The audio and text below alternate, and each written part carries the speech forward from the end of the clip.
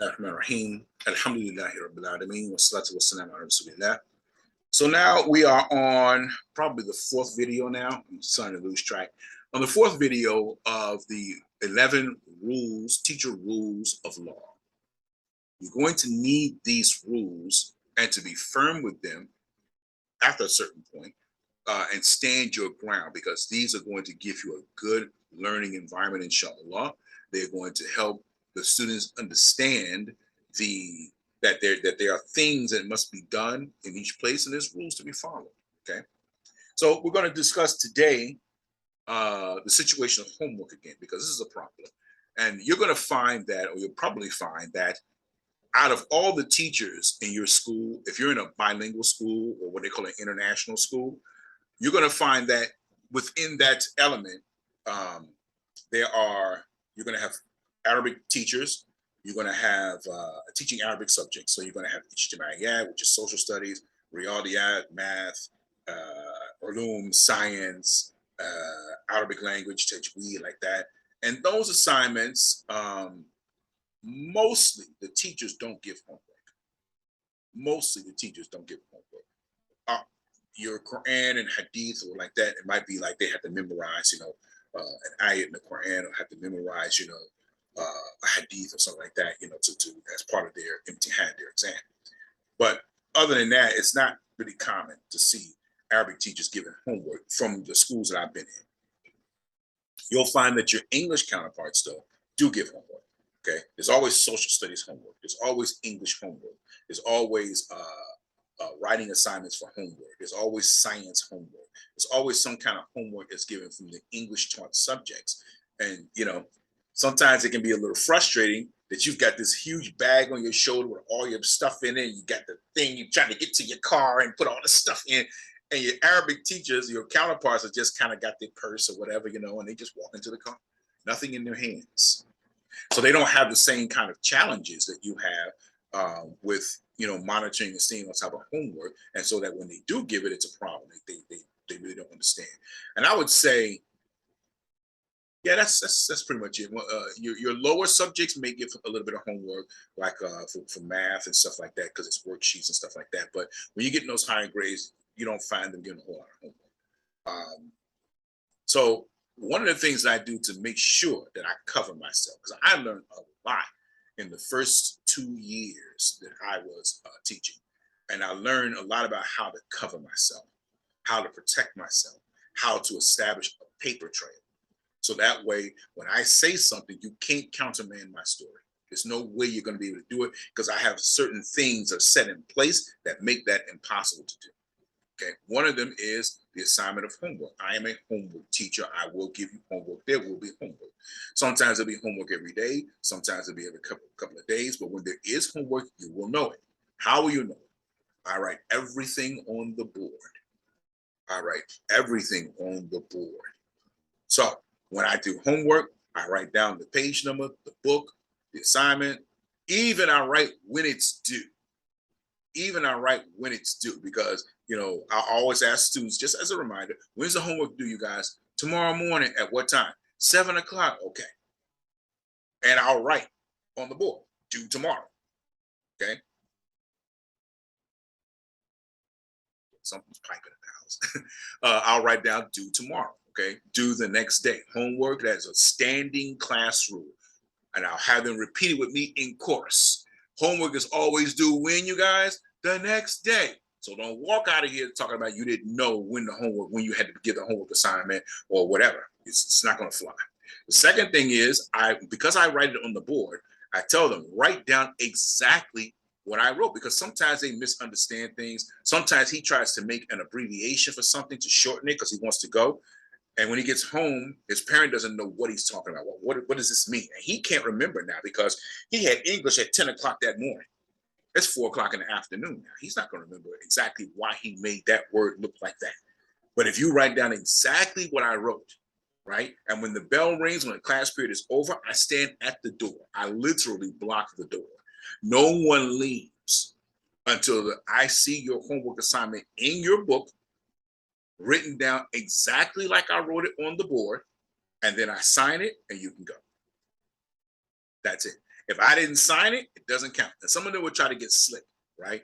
If he manages to squeeze out and I didn't see him, I didn't catch him, which is rare, then he'll write the homework assignment down, but I didn't sign it. So he writes something different from what I wrote and I couldn't verify. Okay. I use these notebooks. Well, I use these homework diaries, what they call them, homework diaries, homework journals, homework notebook. I use them and only those. And if they don't have one, I tell them to go get one. Okay. I don't care what style, what color whatever. You write whatever you want and we'll pick whatever style you want, but it's got to be that 5. Is it a 5x8? Is it 5x8 or 5x5 notebook? But it's a small notebook, not the little pad that goes in your pocket. No. That won't work. That won't work. He needs enough space so he can write down things.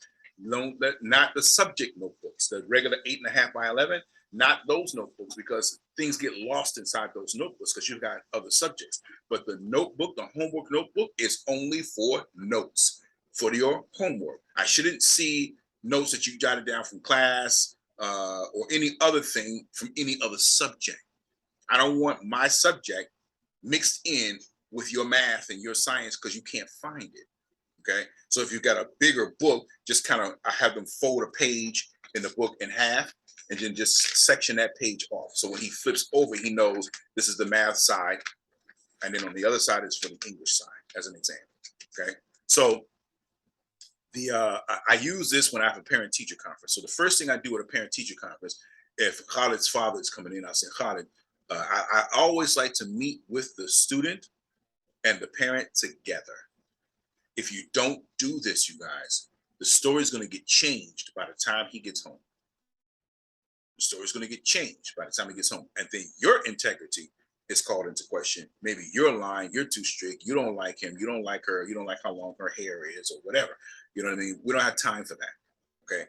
Number one, I'm meeting with you on my time, but I'm bringing you out in the heat and in the sweat and in the dust and everything else. But I need Abdullah there with you because I need him to be able to feel himself on that hot seat.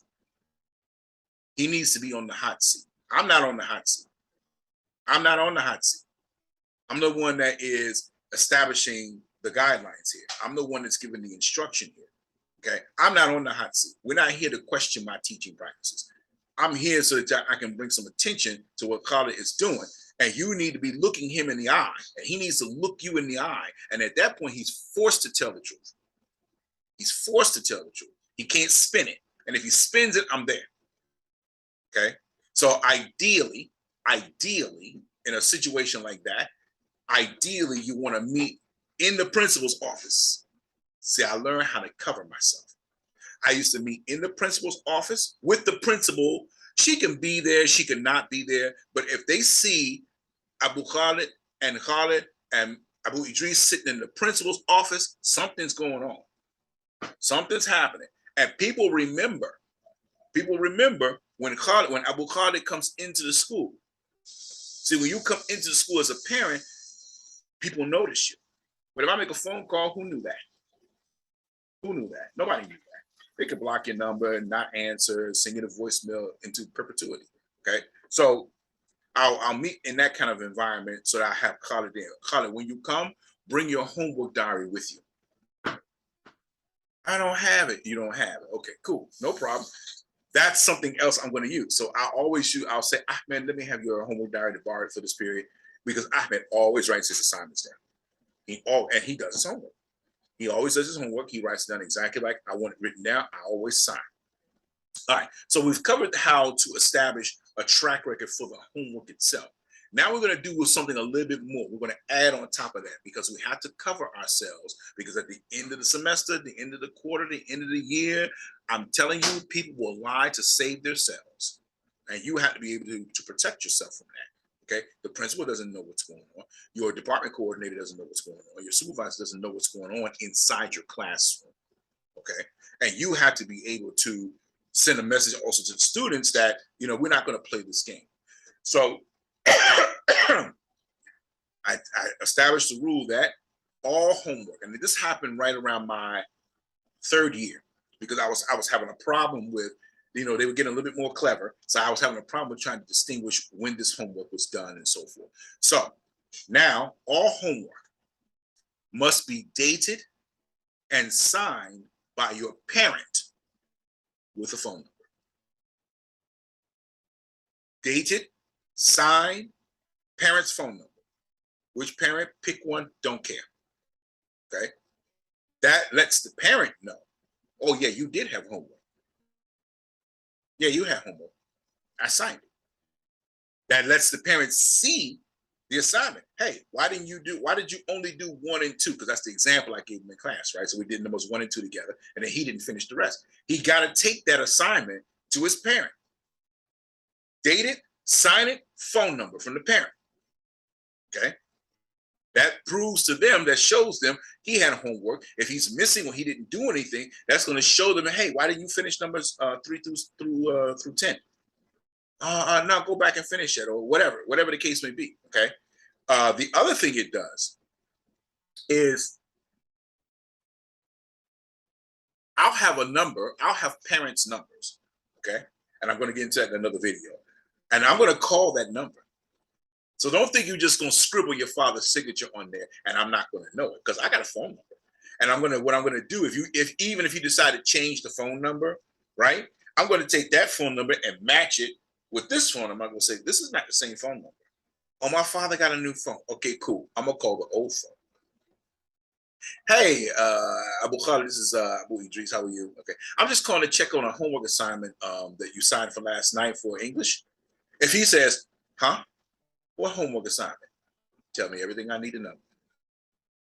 Well, I got a paper here and it has your name written on it from Khalid and a phone number. Do you recognize his phone number? Da-da-da-da-da. No, that's his brother's phone number. Okay, thank you very much.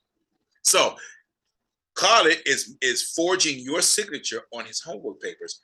And instead of putting down your number or his mother's number like he's supposed to, he's putting his older brother's number down. Okay, I'll speak with him today. That's it. That's how you protect yourself. And of course, he says, so can he turn it in tomorrow? No, I'm just letting you know that this is what he did. No, you don't get an extra day for that. I didn't call you for that. I didn't call you because I want you to get Khalid to do his homework. I'm calling you to let you know Khalid didn't do his homework and he did some other things that you need to know that that's what he's doing. That's how we handle that. And all three things must be there. If there's a signature, and there's no phone number, I'm not accepting it. If there's a phone number and a date, I don't know who signed this. There's no signature there. This could have been looked at by anybody. You could have written that with your own hands. I don't know. If I got a signature, but I've got no date and I've got no phone number, then what are you signing? I need all three. And when I have parent-teacher conferences, I remind them, remember, because I told them, you are my eyes at home with your kid. You're my eyes. I need you to be able to look at his assignments and make sure he's actually doing them. So there's no surprises. That's not fair. You had a surprise at the end of the year that your kid is failing, you didn't even know? No. So these are ways that the parents can stay on top of stuff because they don't know what's going on in class. So they wind up believing anything that the kid says to them because they weren't there. They don't know. They don't know. All right. So that's one of our rules of power. Make sure every single assignment has a signature, has a date, and has a phone number. The other reason, lastly, that protects you or that it verifies the authenticity of that homework is because a kid might hand me a paper with all these things, right? But I know he copies homework all the time. And that's really why I enacted that rule, okay? He copies homework all the time. Some of them will go so far as to sneak inside of one of the kids' bags, grab his paper, and then start copying his work down. And the kid had no idea what he was doing. They do that. They do that kind of stuff. So these are the kind of things you have to watch for. Now, I'm not trying to give you the impression these are bad kids. They're just not good students. Lovely little people. If they see you out in town, I've had kids almost get hit by a car trying to run across the street to say hi to me when they see me out in town. Beautiful kids, parents, beautiful people, just not good students. They need work. Okay. And you need to be able to protect yourself and protect your integrity and stand by the work that you've done everything you're supposed to do, and then some. Okay. Once you establish these rules, they'll be automatic with the students. You won't have to keep monitoring. But again, you always want to give yourself a 2 to 3 week window for things like that to get them accustomed to that. Make some phone calls to the parent. Hey, I need you to remember to sign. I have a paper here. I don't have a signature. Oh, okay. Well, I was traveling. It might be some reasons why they didn't sign it. Also, I'll tell them, okay, if you're traveling, I did have a parent who's traveled a lot. Just the husband and just the work always took them out of the house. So that's okay. Is there anybody else that you authorize as a representative? An older brother or sister, preferably somebody over 17 or 18 years old, because they're going to take care of their little brother or sister in terms of, staying on top of them and making them do what they're supposed to do and reporting them to the mother and father if they're not doing it. Okay. Somebody 13, 14, 15 years old, he just as much of a snake sometimes as a kid. All right. But any older kids, college age kids, anybody over 17 or 18 years old that I can talk to when you're not available. Okay, and I've had that situation before. Older sisters, older brothers, and then they'll stay on top of them for that. Sometimes also the parents don't know English, so sometimes you do have to use a third party, older child, or the eldest child, or an uncle, a grandfather, an aunt, somebody who can look at that paper and know what's going on and be able to talk to that parent. Okay, that's it. Don't forget to like and subscribe. Assalamu alaikum warahmatullahi.